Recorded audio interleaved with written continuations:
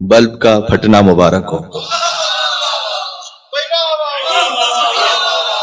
अगर आप Arab world में देखिए तो इस ईद के नामों में से एक है फरहत ज़हरा, ज़हरा सलामुल्लाह अलैहा की फरहत का दिन, उनकी मसरत का दिन। लेकिन एक और पोस्टर बड़ा फ्रीक्वेंट है, वो है ईद उल बकर। बाकर सुना है आपने? उलूम को शिगाफ्ता करने वाले चूंकि इमाम बाकर हैं लिहाजा उन्हें बाकर कहते हैं। ईद उल बकर, फटने की ईद।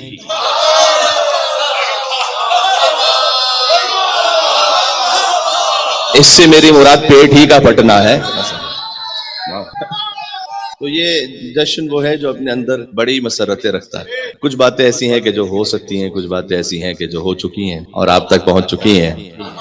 जिक्र हैदर सुन के दुश्मन हाथ मलता रह गया, जिक्र हैदर सुन के दुश्मन हाथ मलता रह गया। बल्ब का था काम जलना सो वो जलता रह गया।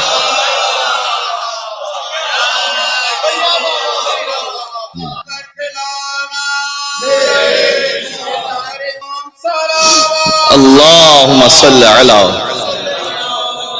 इससे ज्यादा सादा अल्फाज में मैं तबर्रा कर नहीं सकता था जो आप तक पहुंच गया। तो आले मोहम्मद अलैहिस्सलाम के जमाने के फिरऔन के मरने की ईद है। ये इमाम अलैहिस्सलाम ने इस ईद को ये नाम दिया है। 72 नामों में से एक नाम ये दिया है। एक और मुबारकबाद का तरीका ये है कि दूसरी ईद गदीर मुबारक हो। पहली ईद गदीर तवल्ला की ईद है, दूसरी ईद गदीर तबर्रा की ईद है। पहले ईद गदीर मंसूब है मौला अली मुर्तज़ा अलैहिस्सलाम से, दूसरी ईद गदीर मंसूब है बीबी फातिमा ज़हरा सलामुल्लाह अलैहा से। बाकी ईदें तो मुसलमान भी मना लेते हैं और मोमिन भी और मुनाफिक भी, लेकिन ये दो ईदें ऐसी हैं इससे फ़कत मोमिन मना सकता है, मुनाफिक नहीं मना सकता। आप गौर कीजिएगा रिवायात में, अगर आप गौर कीजिए तो या अली मा युबग़िज़ुकल मोमिन व मा युहिब्बुकल मुनाफ़िक़, जो तक़सीम की गई ना इंसानों की अकीदे के एतबार से, वो या मोमिन है या मुनाफिक। मौला अली से मोमिन मोहब्बत रखेगा और मौला अली से मुनाफिक बुग़्ज़ रखेगा। दरमियान की कोई कैटेगरी आपको रिवायत में मिलेगी नहीं। अब अगर फर्ज कीजिए कि कोई मौला अली अलैहिस्सलाम से मोहब्बत रखने वाला है तो वो मोमिन है लेकिन मुनाफिक नहीं है। इसकी पहचान क्या है? इसकी पहचान ये है, जनाब हम भी अली को मानते, हम भी अली को मानते, हम भी अली को मानते हैं, तो तुम उन्हें क्यों मानते हो जिन्हें अली नहीं मानता है? जो अली को मानता है तो उसे नहीं मानना चाहिए जिन्हें अली नहीं मानते हैं। मौला अली अलैहिस्सलाम ने हुज़ैफा यमानी से खुशखबरी सुनाई थी, और अलबत्ता ये कि इस रिवायत के बारे में बाज़ लोग इस पर इतराज़ करते हैं या इस पे एक सवाल उठाते हैं। मैं उस रिजाल की बहस में इस वक्त नहीं जाना चाहता। तक़तीउल हुज्जा भी एक पूरा बाब है, यानी अगर रिवायत में कुछ ऐसा है कि जो काबिल फहम नहीं है या मसलन किसी और कुरान की आयत सुन्नत से बज़ाहिर टकरा रहा है ज़ाहिर, तो पहले तो उसकी तावील और तौजीह की जाएगी, और अगर तावील और तौजीह भी करना मुमकिन ना हो तो फकत रिवायत के उस हिस्से को छोड़ दिया जाएगा, पूरी रिवायत को नहीं। तो इस बात को समझने की जरूरत है। ये ईद वो है कि सबसे पहले मौला अली ने मनाई कातिल ज़हरा के मरने की खुशी में, और फिर चौथे अली ने मनाई कातिल हुसैन के मरने की खुशी में। दोनों 9 रबीउल अव्वल है बेशुमार, दोनों ही 9 रबीउल अव्वल। पहले अली के चेहरे अक़दस पर भी खुशी आई, वजहुल्लाही चेहरे पर जब मुस्कुराहट आई होगी तो उसकी अलग ही शान होगी है। और मैं इसीलिए अर्ज़ करता हूँ कि अहले बैत अलैहिस्सलाम के खानवादे में गम ज्यादा है, खुशियां कम है। तो जब खुशियां आए तो भरपूर तरीके से उसे मनाया की, जब खुशियां आए तो उसमें गम की कोई गुंजाइश नहीं रहती, तो खुशियों की गुंजाइश रहती, तो चेहरे पर मुस्कुराहट होनी चाहिए। आज जो अगर बीबी ज़हरा सलामुल्लाह अलैहा की खुशनुदी की खातिर मुस्कुरा जाए तो मुस्कुराना भी इबादत है। जो आज मुस्कुरा रहा है वो कब्र में भी मुस्कुराता रहेगा।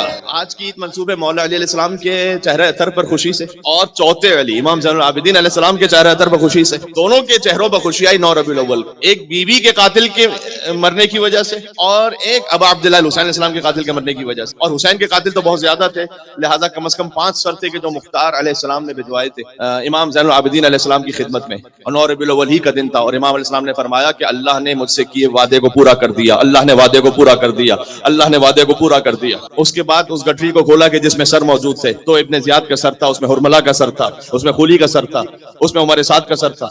इमाम अलैहिस्सलाम के चेहरे पर करबला के बाद पहली मर्तबा मुस्कुराहट आई, और इमाम ने फरमाया रहमल्लाहुल मुख्तार, अल्लाह मुख्तार पर अपनी रहमतों को नाजिल फरमाए, अल्लाह मुख्तार पर अपनी रहमतों को नाजिल फरमाए। देखिए जहां पर हजरत मुख्तार अलैहिस्सलाम की बात है ना, ये मौजू बड़ा आसान भी है, बड़ा मुश्किल भी। आसान इस कैफियत में है कि अगर फकत अखबार सुनाना है तो आसान, लेकिन अगर कुछ इल्मी जवाहिर को निकालना है तो दरअसल मुश्किल मौजू है, इतना आसान नहीं है। फिर एक आयत है सूरह तौबा की आयत, तो अल्लाह अज़्ज़ व जल ने कुरान तो रसूलुल्लाह पे नाजिल किया, लेकिन अल कुरान यजरी कमा तजरी शम्स, कुरान वैसे जारी रहता है, उसका मिस्दाक, उसकी तावील, उसकी हकीकत, जैसे सूरज जारी और सारी है, हर रोज नया सूरज निकल रहा है, اور نئی روشنی عطا کر رہا ہے، ویسے ہی قرآن اپنے مصادیق ڈھونڈتا رہتا ہے، نئے نئے مصداق۔ حضرت موسیٰ علیہ السلام کے فرعون کا ذکر اللہ تعالیٰ نے قرآن میں کیا، اپنے زمانے کا فرعون خود ڈھونڈو۔ آل محمد علیہ السلام کے زمانے کا فرعون خود ڈھونڈو، کس میں وہ صفات تھی کہ جو فرعون میں، جو حضرت موسیٰ علیہ السلام کے زمانے کے۔ قرآن اپنے مصادیق بناتا رہتا ہے، لیکن یہ ہر کس و ناقص کا کام نہیں ہے کہ وہ مصداق کو متعین کر دے، اسے کلام امام کی روشنی میں ہونا چاہیے۔ تو سورہ توبہ میں آیت ہے کہ وَقَاتِلُوهُمْ، مومنین سے اللہ کہہ رہا ہے کہ ان ائمۃ الکفر، یعنی جو کفر کے امام، وَقَاتِلُوا ائمۃ الکفر، اس سے پہلے کی آیتوں میں ہے کہ جو کفر کے امام ہے نا انہیں مارو۔ میں حضرت مختار سنا رہا ہوں آپ کو، دیکھیں کوئی ایسا موضوع نہیں کہ جب آپ اسے ڈھونڈنا چاہیں تو اس کے ٹریسز آپ کو قرآن میں نہ ملے۔ تو فقاتلوا ائمۃ الکفر، کفر کے جو امام انہیں مارو، قتل کرو، یہ اللہ تعالیٰ مومنین سے کہہ رہا ہے۔ آگے آیت میں فرمایا وقاتلوہم یعذبہم اللہ بایدیکم، انہیں قتل کرو اس لیے کہ اللہ چاہتا ہے کہ انہیں تمہارے ہاتھوں سے عذاب دے۔ ہے میرے ساتھ آپ یا نہیں؟ اللہ چاہتا ہے کہ انہیں تمہارے ہاتھوں سے عذاب دیا جائے۔ اب وہ جو بہت سارے سوالات آتے ہیں کہ مختار علیہ السلام نے اتنی بے دردی سے کیوں مارا، تو آگ میں کیوں پھینکوا دیا؟ بھائی اللہ چاہتا تھا عذاب دینا مختار کے ہاتھوں سے، اللہ کی مشیت یہ ہے کہ ایسے عذاب دیا جائے۔ اللہ کہہ رہا ہے کہ انہیں اپنے ہاتھوں سے تم قتل کرو تاکہ اللہ تمہارے ہاتھوں کے ذریعے سے انہیں عذاب، اے پروردگار اگر تمہیں عذاب دینا تو بجلی ان پہ نازل ہو جائے، یہ مر جائے، کوئی طوفان آ جائے، کوئی ہلاک۔ اب میں اللہ کے لیے لفظ کہنا تو اس کی شان کے مطابق نہیں، لیکن میں سمجھانے کے لیے فقط کہہ رہا ہوں، اللہ سبحانہ وتعالیٰ کو بھی ایک لذت محسوس ہوتی ہے کہ مومن کے ہاتھوں مارا جائے کوئی۔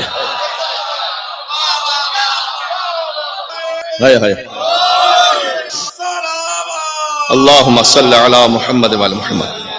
وقت بڑا محدود ہے۔ وَيُخْزِهِمْ، اللہ چاہتا ہے کہ انہیں تمہارے ہاتھوں سے عذاب بھی دے اور تمہارے ہاتھوں سے ذلیل بھی کرے۔ قرآن سنا رہا ہوں، آپ مصداق خود تلاش کر لیجئے گا۔ وَيُخْزِهِمْ، اللہ چاہتا ہے کہ انہیں تمہارے ہاتھوں سے ذلیل کرے۔ وَيَنْصُرَكُمْ عَلَيْهِمْ، اللہ تمہاری مدد کرے گا۔ وَيَشْفِ صُدُورَ قَوْمٍ مُؤْمِنِينَ، اس آیت سے، اس لفظ سے مجھے کام لینا ہے۔ اور اللہ چاہتا ہے کہ تمہارے اس کام کے ذریعے سے کچھ مومنین کے سینوں کو شفا مل جائے، کچھ مومنین کے سینوں کو ٹھنڈک مل جائے۔ اللہ تمہارے کام سے یہ چاہتا ہے۔ امام سجاد علیہ السلام کے پاس جب 9 ربیع الاول کو قاتلان امام حسین کے سر پہنچے تھے تو امام علیہ السلام نے فرمایا، ان سروں کو دیکھ کر پہلی دفعہ مسکرائے کہ رحم اللہ المختار، اللہ سبحانہ وتعالیٰ مختار پر رحمت نازل فرمائے۔ قد شفانا بہ صدورنا، اللہ عز و جل نے مختار کے اس کام کے ذریعے سے ہمارے سینوں کو شفا عطا کر دی ہے۔ جس کے قدموں میں پہنے ہوئے جوتوں سے مس ہوئی ہوئی خاک خا کے شفا ہو، وہ امام یہ کہہ رہے ہیں کہ اللہ نے مختار کے کام کے ذریعے سے ہمارے سینوں کو شفا عطا کر دی ہے۔ ایک بڑے عالم ہیں، انہوں نے ایک فقرہ لکھا حضرت مختار کے لیے، کہا کہ عربوں کا طریقہ یہ تھا کہ وہ اپنے بچوں کے نام شکاری جانوروں پہ رکھتے تھے، اسد رکھتے تھے، یا کبھی فہد یعنی چیتا، صقر یعنی باز، اس طرح کے نام رکھتے تھے تاکہ دشمن پر ہیبت۔ کہتے ہیں کہ اللہ جانے اللہ سبحانہ وتعالیٰ نے مختار کے والدین کے دل میں کیا خیال ڈالا کہ مشیت، اختارت المشیت، کہ مشیت نے یہ نام ان سے رکھوایا مختار، اس لیے کہ مشیت ہی نے مختار کو چنا، اختیار کیا کہ وہ قاتلان حسین سے انتقام لے۔ بالعاجل دون العاجل، دو لفظ ہیں، ایک ہے عاجل عین سے، ایک ہے حمزہ۔ عاجل یعنی جلدی، عاجل یعنی دیر، حمزہ والا عاجل یعنی دیر، تعجیل عین سے، اس لیے جلدی۔ بالعاجل دون العاجل کا مختار کو اللہ تعالیٰ نے چنا کہ وہ قاتلان حسین سے انتقام لے۔ جلدی والا انتقام مختار لے، بعد والا انتقام مہدی لے۔ ہائے ہائے ہائے، سید زہرا سلام اللہ علیہا۔ اللہم صلی علی محمد وعلی محمد۔ ذرا غور کیجئے گا، تو مثل کلمۃ خبیثۃ کشجرۃ، کلمہ خبیثہ کی مثال ہے شجرہ خبیثہ۔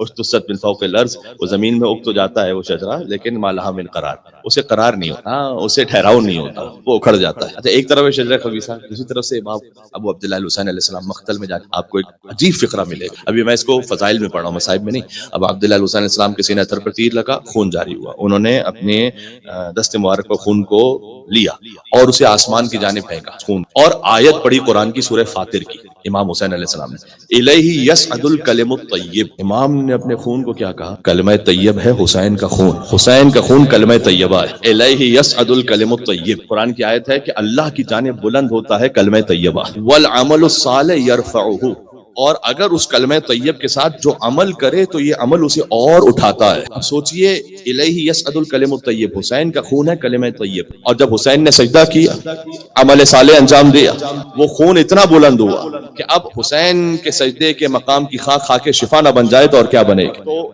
حسین کے دشمن ان کا شجرہ خبیثہ ہے، حسین کا خون طیب ہے، الکلم الطیب۔ امام نے فرمایا جب اسے آسمان کی جانب پھینکا، کہا الیہ یصعد الکلم الطیب، کہ اس کی جانب بلند ہوتا ہے کلمہ طیب۔ تو عید زہرہ دو مناسبتیں ہیں، میں نے عرض کیا ایک مناسبت پر کچھ بات ہو سکتی ہے، ایک مناسبت پر بہرحال تھوڑا سا پردے میں بات کرنی پڑتی ہے، لیکن ہیں دونوں ہی مناسبتیں، اور دونوں کو آپ کو اپنے بچوں کو بتلانا کہ انشاءاللہ جب ظہور امام ہوگا تو امام علیہ السلام پھر جب کھل کے اس مناسبت کو آپ کے سامنے لٹکا دیں گے،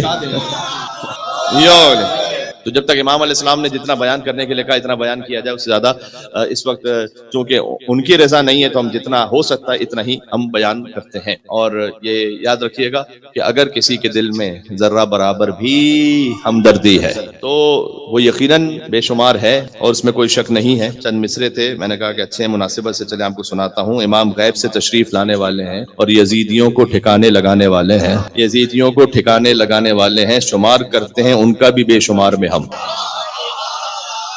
شمار کرتے ہیں ان کا بھی بے شمار میں ہم، جو نام قاتل زہرا چھپانے والے ہیں، جو نام قاتل زہرا چھپانے والے ہیں، یہی تو فرق ہے امت میں اور امامت میں، یہی تو فرق ہے امت میں اور امامت میں، یہ کھانے والے ہیں اور وہ کھلانے والے ہیں۔ 14 کی عظمتوں پر مل کے صلوات دیتے محمد و آل محمد علیہ السلام۔ اس اعتبار سے مولا علی علیہ السلام کی ہستی بڑی کہ علی علیہ السلام پر سب و شتم ہوا، اور یہاں تک کہ عمر ابن عبدالعزیز کے دور میں ایک یہودی آیا، اس یہودی نے آ کر دربار میں یہ کہا کہ میں خلیفہ کی بیٹی سے شادی کرنا چاہتا ہوں۔ نے کہا کہ تم یہودی ہو، تمہیں شرم نہیں آتی، تم کہاں سے خلیفہ کی بیٹی سے شادی کرو؟ اس نے کہا پھر علی کون؟ علی کو تو رسول نے اپنی بیٹی دی تھی، خلیفہ کی بیٹی نہیں، رسول کی بیٹی وہ علی، تو پھر یہ علی پر سب و شتم کیوں ہو رہا ہے؟ یہ وہ واقعہ تھا کہ پھر عمر ابن عبدالعزیز نے آگے بڑھ کر اس سب و شتم کو مسجدوں میں باقاعدہ جو منصوبے کے ساتھ ہو رہا تھا وہ رکوایا۔ تو امیر المومنین علی بن ابی طالب علیہ السلام اتنے زیادہ مظلوم ہیں کہ ان پر سب و شتم ہوتا رہا۔ چاہیے جو نماز جمعہ میں سب و شتم کیا جاتا تھا تو یہی نماز جمعہ پڑھانے والے یہی راوی بنے، یہی عالم بنے، یہی مولوی بنے۔ اب ان سے آپ کیا توقع رکھتے تھے کہ یہ علی اور اولاد علی کے بارے میں کچھ بہتر لکھیں گے؟ اسی لیے حضرت مختار علیہ السلام کے بارے میں بھی وہ روایتیں شامل ہو گئیں، چونکہ مختار نے ان کے بڑوں کو مارا تھا، تو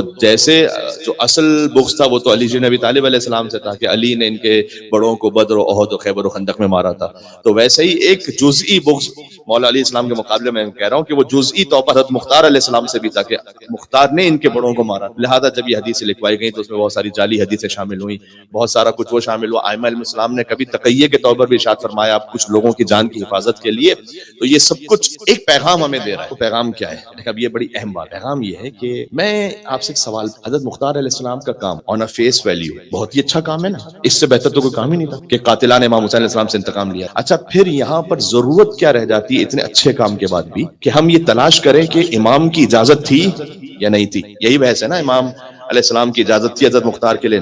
نہیں، اس بظاہر بہت اچھے کام کے بعد بھی یہ بات جاننا ضروری ہے کہ امام کی اجازت تھی یا نہیں تھی، اور ہم یہ کہتے ہیں کہ جو تاریخ سے ثابت ہے کہ امام زین العابدین اسلام کی اجازت تھی۔ اس کا مطلب کیا ہوا؟ اس کا مطلب ہے کہ آج اگر کوئی بظاہر بہت اچھا بھی کام نظر آ رہا ہے آپ کو، ادھر لڑائی ادھر لڑائی ایسے ویسے، سب ثابت جب تک نہ ہو کہ امام زمانہ علیہ السلام کی اجازت ہے یا نہیں ہے۔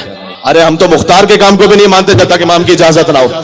بات سمجھ میں آ گئی؟ فقط آن اے فیس ویلیو کسی کام کو امپورٹنس نہ دیں جب تک یہ ثابت نہ ہو جائے کہ حجت خدا کی اجازت ہے یا نہیں۔ بھائی خانہ کعبہ جیسی عمارت کی تعمیر جیسا محترم کام بھی، ابراہیم علیہ السلام کہتے ہیں ربنا تقبل منا، پروردگار قبول کر، یعنی اگر تیری اجازت ہے اور قبولیت ہے تب جا کر یہ عمل قابل قبول ہے، کب یہ کار ثواب ہے۔ اس خاطر ہے کہ آپ نے ذہن میں اصول بنا لیا، حضرت مختار علیہ السلام نے ہمیں سکھلایا ہے کہ جب امام کی اجازت ہے تو پھر کوئی جہاد، ورنہ بظاہر بہت ہی اچھا کام نظر آ رہا ہو، سب تعریف کر رہے ہیں، واٹس ایپ پر تعریف کرنے سے کوئی کام قابل تعریف نہیں بنتا، حجت کی پش پناہی جب ہوتی ہے تب وہ کام قابل تعریف بنتا۔ یہ ایک درس تھا اور ایک امپورٹنٹ بات تھی کہ جو میں پہنچانا چاہتا تھا۔